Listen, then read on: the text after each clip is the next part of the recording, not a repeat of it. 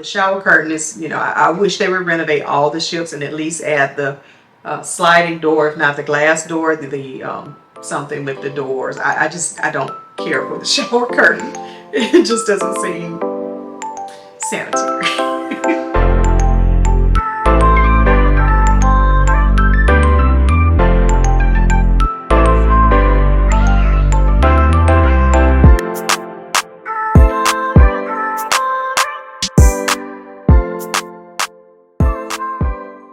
Hello everyone, welcome in and welcome back. If you're new to our channel and would like to stay locked in with the Wilsons, please do us a favor, hit the subscribe button, leave us a comment below, and give us a thumbs up. Don't forget to hit the post notification bell so you get notified every time we post a new video. With that being said, let's get right into it. If you see the title of this video, then you know we're doing a review of our mother-daughter cruise on Carnival Magic. So the first thing we want to talk about is the embarkation process. How did you think embarkation went, Camille? It was a really long line, but it went pretty fast. It didn't feel like it took forever. Yeah. So when you normally get to a cruise port, they give you a check-in time. And a lot of times they're a real stickler for that check-in time. However, on this, at this cruise port in Norfolk, Virginia, which is where we cruise out of, we thought we would have to check in at our designated time, but when we got there, one of the porters or one of the people that worked at the cruise port told us that we didn't have to wait and to go ahead and go right in. So we did. We did that. We got in. I would say we got through the check-in process probably in less than 30 minutes. The next thing we're going to talk about is the sail away party. What were your thoughts about the sail away party? I wasn't really there. I think I was getting ice cream. I think you were for most of the sail away party. Yeah, and then I tried to find you. Yeah, I moved from the top deck waiting. I was actually by the DJ's booth, and I will say the DJ was really nice, as well as the cruise director. Our cruise director on this cruise was Ryan Rose. If you've ever sailed with Ryan Rose, he is a ball of energy, and he was like really nice. And he saw me filming, you know, he was like waving at me while I was filming. He didn't like turn away or do anything like that or shy away from the camera. He was very engaging. So we had a wonderful cruise. If you ever get a chance to cruise on a Royal Caribbean, on a Carnival ship with Ryan Rose, you will have a blast. He reminds me, we've also cruised with Cookie, who we cruised at Carnival Glory in December of 2019 before everything shut down.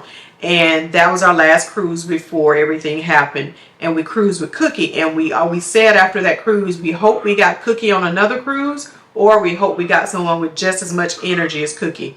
And I would say Ryan Rose fit that bill. So the next thing we're going to talk about, well, let's go back to the sail away party a little bit. Of course, it was a Carnival cruise, so the energy was high. Everything was good. The people were so nice. Everyone just seemed to be genuinely happy to be on a ship and having a good time. So it was a lot of fun. Yeah. Yes, and of course, it was a Carnival sail away. So I think that's pretty much says it about the sail away. Once you've had a good sail away, you know a good sail away party. I think the next topic we're going to discuss will be the room, our stateroom.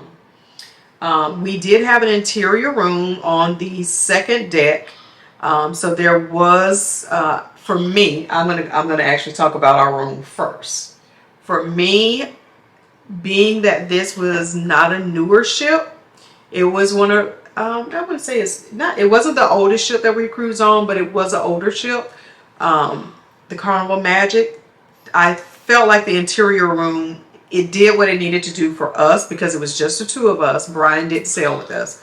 So it did what it needed to do. However, I do prefer the newer ships with an interior room. I have had an interior room on Carnival Mardi Gras, and it's a lot more space to me. The layout was better, but like I said, this room wasn't bad, but it did what it needed to do. The only other issue I had with the room may have been the location, because I was awakened quite a few mornings with the noise of the ship.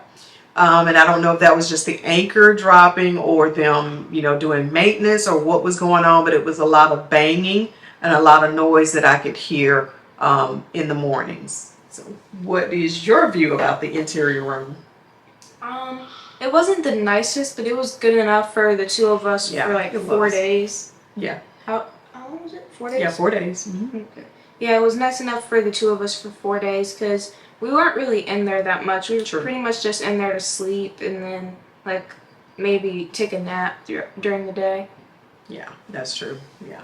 The only other thing I will say, and it's not, it was expected, so I won't say it's necessarily a surprise to me because of the age of the ship, was the shower. The shower had the shower curtain. If you're not on one of the newer ships, then you already know it's going to be a shower curtain in the shower. So that was the only problem. We did have a nice bit of room in the bathroom, I will say, average cruise size bathroom, but yeah, the shower curtain is, I wish they would renovate all the ships and at least add the sliding door, if not the glass door, the something with the doors. I don't care for the shower curtain. It just doesn't seem sanitary. Yeah. So that's my only pet peeve about the bathroom. Other than that, like we said, the room, it did what it needed to do. We weren't in our room a whole lot, other than to sleep at night, but we were out. We actually were exploring the ship quite a bit. The day that we were in port in Bermuda, we got off the ship, came back on, and got back off to explore the port. So we really didn't stay in the room a lot. So yeah, just for a 4-day cruise, it was just fine overall, I would say. Yeah. So what do you think about the staff? They were really nice and like the room keeper. Room attendant? Mm-hmm. Yeah. Room steward? He was really nice and anytime I would be out in the hall by myself, he would be like, "Do you know your way around the ship? Do you need a map? I can pull up a map." And like he just made sure I knew where everything was and checked if I needed anything. Yeah, that was nice. Yeah, he actually made sure he was accommodating as far as cleaning the room and doing things when we weren't there. He would actually stop by every morning and ask us if we needed him to do anything what time we wanted him to come in to clean the room, if we wanted him to change, to make the beds. He would actually ask us that, and he was very nice and accommodating. Now, I will say, I know she mentioned that she was on the ship, sometimes by herself. She would go to the team club, things like that. We had the chat app, so we were able to keep in touch with each other. Like if I wanted to go to karaoke or something, and she wanted to hang out with some friends or go to the team club, we did use a chat app, so we were able to keep in contact throughout our cruise. So I didn't just let her go and run, I know there's this thing about teens, or no, she was not out at night by herself, but there were times and activities, things that she wanted to do and things that I wanted to do. And we use a chat to know check-in times, meet-up times, to keep in contact. So just so you don't be alarmed, she's not by herself on the ship. So I would say the next thing we're going to talk about, let's get into the food. We did have a specialty dining package for 2 specialty dining meals, and we ate at Cucina del Capitano. Yeah, and the steakhouse. And the steakhouse, we did. And so I think the second night, the first night we ate in the main dining room. To be honest with you, I really don't remember much about the main dining room food. I don't think either one of us, because I think we ate either in the main dining room or on the Lido deck the first night. I think we ate in the Lido deck the first night. Yeah, that's why we can't remember, because we probably ate at the Lido deck on the first night. So the second night we ate at the Italian restaurant. What were your thoughts about the Italian restaurant? It was really good, and it didn't have much flavor or seasoning, but it was still good. Like, I don't know how to explain it. It's like the flavor of the food itself, but like without seasoning, it's still good. Do you remember what you had? I know for my appetizer, I had this thing. It was like a ball of mozzarella, some arugula, and tomatoes with balsamic vinegar. And for my entree, I had, I believe it was fettuccine alfredo. So you think that fettuccine Alfredo could use just a little bit more seasoning? Yeah. Yeah, it was good, but yeah, we probably could use it. And for my, I had the Caesar salad, which was, like a typical Caesar salad, nothing fancy, nothing extra. It was a, basic Caesar salad. And for my entree, I had the Parmesan crusted chicken. It could have used some more flavor. It was good. I will say that it was good. It was. It was just a little bland. I did add a little salt to it, just to give it a little bit more flavor. But other than that, it was okay. I think if you had to rate your meal at Cucina del Capitan on a scale of 1 to 5, what would you rate it? 1 to 10. Let's go 1 to 5. Okay. That's awkward though. Okay, well, let's go 1 to 10. What would you give it? Probably like a 6 or a 7. Okay. Because the mozzarella thing, it had like no flavor and it was too much mozzarella. Okay. So they could have sliced the mozzarella. And Yeah, it would have been because it was like a big Yeah, it ball was of a mozzarella. ball. It was like the size of my hand. And I think normally when you see it, you see that in a slice. You have a slice of tomato, slice of mozzarella. Like it was barely basil, any a little arugula. drizzle. Yeah. Mm-hmm. And like it was just mainly mozzarella. Yeah, it was a lot of cheese. And mozzarella Okay. isn't just like cheddar cheese where Yeah. you can just eat it. That's true. Okay, so on a scale of 1 to 10, I think I would give my meal. I would probably give it a 6. I would give it a 6. It wasn't anything wow about it or anything that tastes extremely good, or it was basic. It was kind of bland. Yeah.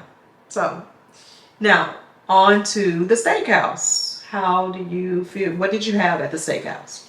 At the steakhouse, for my appetizer, I know I think it was escargot. Okay. It was something like that. It was something like escargot. Mm-hmm. And then for my entree, I had lamb chops with mashed potatoes, and I believe it was asparagus Okay. and a tiny little burger. It was like this big. burger. It was really good. And okay, how did you feel about your lamb chops? They were delicious. Those were like some of the best lamb chops I've ever had. Oh wow, that's saying a lot. Okay, all right. And I had the cowboy steak. It was good. It was okay. It was okay. Again, it wasn't anything to just like wow over. I have had better, but it wasn't bad. So it was, I actually took the roasted garlic. Once I spread the roasted garlic over it, to me that gave it a better flavor. It didn't need anything. I really didn't need to add salt or anything to the steak. It was just the roasted garlic just brought out the flavor and made it taste better. It was juicy. It was cooked. My steak was cooked just right. It wasn't overcooked. I think I asked for medium rare. Probably medium well. Yeah, because I can't see them in a steak. So I probably did ask for medium well, but it wasn't overcooked, because I may ask for medium well in hopes that it is not cooked too hard or too much or too long. So I still want the juiciness, the flavor, and I think I got that with the steak. I just needed to spread the, like I said, the roasted garlic over the steak just to give it a little bit more flavor, to give it a kick. Yeah, and it was good. So I would give my meal at the steakhouse, I'm going to give it a 7.5, 7.5. Yeah. What would you give it? I would give mine like an 8.5 or 9. Okay, good. Because the mashed potatoes, they were really good. They were. I think I got the mashed potatoes too. It was like some special kind of potato. It was like it was mashed potatoes with wasabi sauce. Didn't they have wasabi? Yeah, they had wasabi and garlic, and it was like golden Yukon or something like that. They were really good. They were creamy. They were very tasteful. So no peels. So I'm gonna give. I hate. I hate peels in mashed potatoes. So yeah. So you're giving it an 8.5. Okay, and I'm gonna stick with my 7.5, maybe an 8 because of the sides, but I'm still gonna stick with a 7.5. Yeah. All right. So that gives you our ratings and our thoughts on the food on the Carnival Magic. Now we're going to move on to the ship decor and the layout of this particular ship. So for the ship decor, I would say it is because of the, again, because of the age of the ship, you still have a lot of the gold accents, a lot of the wood accents. It's not one of the newer ships, but at the same time, it felt like it was a spacious ship to me. It wasn't, it didn't feel small, it didn't feel crowded. We never felt like it was crowded on the ship, and the moving around the ship was fairly easy. I think the first day we got acclimated with the layout of the ship, and it was okay. After that first day, it was pretty easy to move around. What do you think about it? Yeah, like I'd say after a couple hours, it was pretty easy to move around the ship. Like it wasn't too much to where you just find something new every time you walk. Yeah, that's true. But it wasn't like too little. I agree.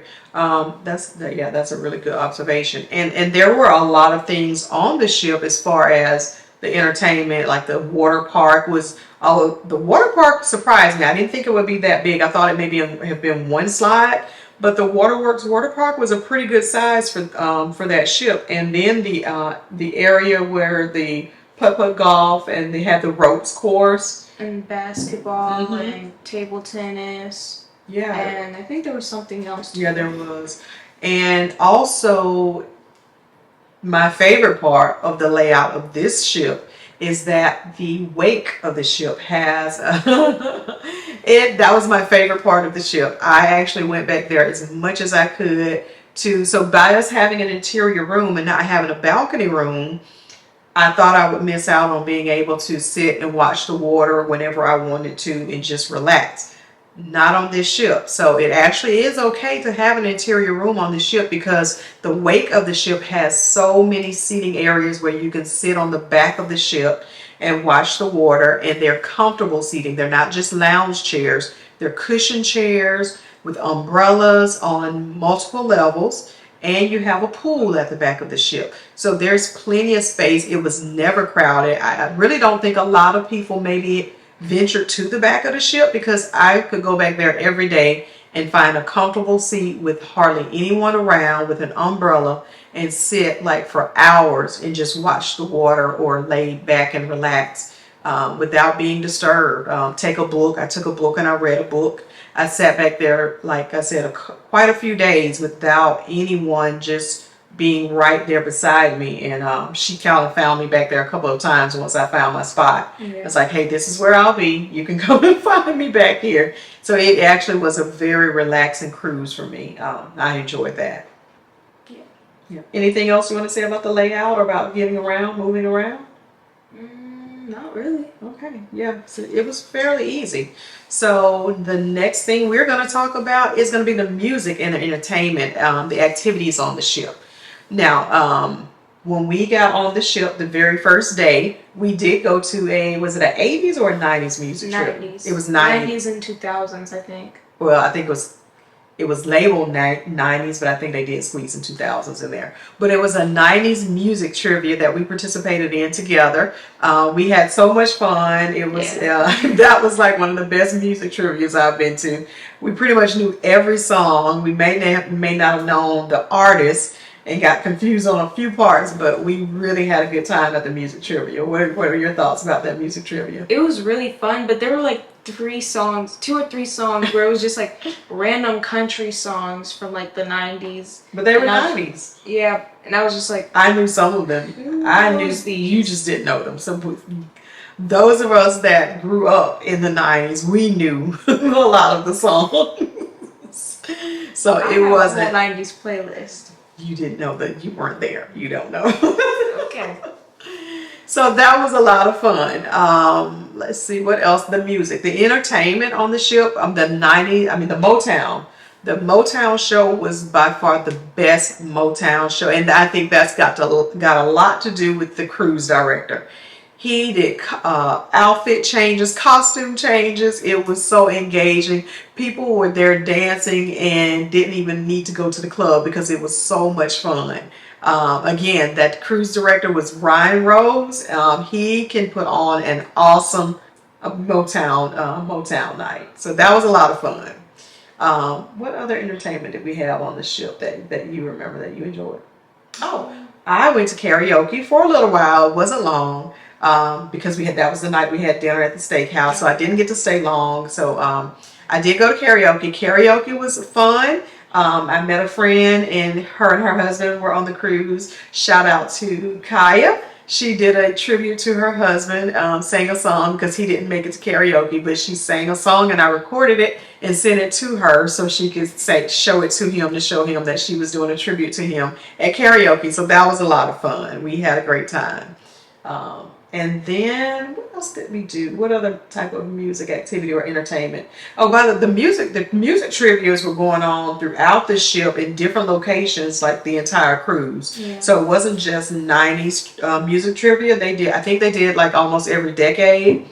And they also did like movie theme songs and trivia, duets. It was just all kind of trivias going on. And I also, for the first time, got to go to the Love and Marriage show. Even though I was cruising just with my daughter, not with my husband, I did attend the Love and Marriage show, and it was hilarious. It was not what I expected. It was a lot of fun. The people were very engaging, and it was just a good time. So I did get to go to that. As far as what type of things did you do for entertainment? I know me and my friends went to karaoke one night. The team karaoke. Yeah. What else? I thought you mentioned a scavenger hunt. Y'all did a scavenger hunt? Scavenger hunt. And you said something about dodgeball. oh yeah, dodgeball. And basketball. Yeah, play basketball. Okay. All right. Anything else that you can remember? We played mini golf. Okay. Yeah, she did play mini. Did you? Yeah, you did. We did play mini golf because I didn't get to record it, but as soon as we got ready to play mini golf, she hit a hole in one on her very first hit, and I didn't have the camera up, and I missed it. And we tried to do it again, but we couldn't replicate. So that was fun. And we played table tennis. I said that. Yeah, we played table tennis, in which someone thought they were playing regular tennis on a table because she kept hitting the ball like all over the court, and I had to run and get the ball to keep them from going off everywhere. So that was hilarious. Like I said, we did a few things, mother and daughter things together before she found friends, and and it was a lot of fun. We said we were going to do it every year. Unfortunately, this year we're not able to get back on Carnival Magic out of Norfolk, but we will try to be there next year. So our next topic is going to be our overall experience. What do you think about the overall experience of cruising on Carnival Magic and going out of Norfolk? I think going out of Norfolk was really, I feel like that saved a lot of energy, so we had more energy to be on the cruise. That's true. And, because, Norfolk is only, 2 hours from us, so she just picked me up from school, and then we got in the car and drove there. Yeah. And, we didn't have to leave a day early or anything. Yeah, that's true. Yeah, it was actually a very smooth transition of just leaving from our home, driving 2 hours, getting on a ship, parking, and walking to the port, and just going out and coming back. And as soon as we get back, driving back home with no problems. I mean, I agree with what she said about the energy, not being overexerted or whatever before you go on a cruise. That was very relieving. And that's why I said we will definitely be doing it again and supporting our home port here at Norfolk. If you get a chance, I know there have been mixed reviews about Norfolk, but we had a great experience, no problems at all. And like I said, the ship was not overly crowded. Now, we did cruise on this ship in October of 2022. So it was like a Halloween selling as well, because that was the other thing they did for entertainment, which we didn't realize it because we cruised the first weekend in October, that it was a holiday selling, like Halloween selling. So they did have a Halloween contest on the cruise, and that was nice. So we'll have to remember that the next time if we cruise in October, to dress up and maybe have some costumes on and participate in the costume contest. Yeah. All right. So I think the final thing we're going to talk about is, well, no, we have one more thing to talk about after this. But debarkation. What did you think about debarkation? It was really easy. We got off and like got back to the car in like 20 minutes Yeah. maybe. Yeah, it was very easy. We actually we had our carry-on luggage, so they called us down. If you had carry-on luggage and wanted to get off the ship, to be one of the first people to get off, they called us down. We walked down with our luggage. We walked right out onto the out of the port, and we walked back to our car where we parked in the parking garage. And we were, like she said, we were out in like 20 minutes in our car and headed home. Yeah. We were like one of the first people off the ship. We didn't wait long at all. It was quick and easy. So that was our debarkation process. It was just smooth. So the last thing we're going to talk about, or the last thing I'm going to address, is the number one question that we got in our remarks or the comments when we posted this video about cruising out of Norfolk. The main question, I would say the top question, we've been getting this question ever since we posted that video about parking. Where do we park? Now, I know that there is a parking lot that's used for you cruising out of Norfolk where they shuttle you from that lot to the port. We did not use that lot because we kept getting a lot of information and a lot of reviews and a lot of comments from people about being concerned about their car being broken into or coming back, something being happening to their car and it not being secured, not being a secured lot. So I would like to give a special shout out to Life With Us TV, Lynette and Stanley. I DM'd them and asked them because they had gone on a cruise and they're from Virginia shortly before we went on our cruise. And I asked them about the parking. What would they recommend? They recommended that we park, and Lynette sent it back to me and told me to park in the parking garage to the left of the Sheraton. That was the best recommendation I think I could have gotten from anything dealing with this cruise, because when we parked in that parking lot, there is a Sheraton Hotel on Water Street. There's a parking garage adjacent to that hotel, if you're facing that hotel, to the left. It has residential parking, and it also has open parking for anyone that wants to pay to park there. Now again, we sailed in October, so I don't know if that's still the case right now. Today, I can't say for certain. This is July, so I really can't say. But this is what we did. We parked. When you go into that parking garage, there is park on the right. In the right lane, it will say residential parking, and there are condos that are right there. So people that stay in those condos have that residential parking. If you get in the left lane, it will tell you that you can park, but you have to pay to park in there for long-term or short-term parking in a daily parking rate. We paid about $10 a day, and like I said, it was a 4-day cruise, so we paid about $10 a day, and we parked. Well, after we got out of our car, we checked with the parking attendant at that garage to make sure it was okay for us to stay parked there specifically for the cruise. The parking attendant said he had just walked from down to the port, told us how beautiful the ship was, and he was so glad to see ships cruising out of Norfolk again. And he told us it was absolutely fine with us parking there, to just pull our ticket when we got ready to leave. They would, give us the price when we got ready to leave, and it would be no problem. And that's what we did. So we parked in that parking garage. Like I said, that's to the left of the Sheraton Hotel, and we paid at that time in October, we paid $10 a day. So again, shout out to Life With Us TV for giving us that recommendation. It came in handy. We will try it again, and I hope it still works, because that's what we will be doing again. And we walked down to the port with our luggage in probably about 10 minutes or less. Yeah. So that concludes our review of our cruise on the Carnival Magic with our mother-daughter cruise, and that was October of 2022. If you found this video to be helpful, we hope that you would please subscribe to our channel. Please share our videos out, give us a thumbs up, and leave us a comment, and let us know what you think. If you have any questions, please leave them in the comment section below, and we will try to respond to every comment that we get, and we pretty much are doing that now. So we hope you enjoyed this video. Anything else, Camille? No.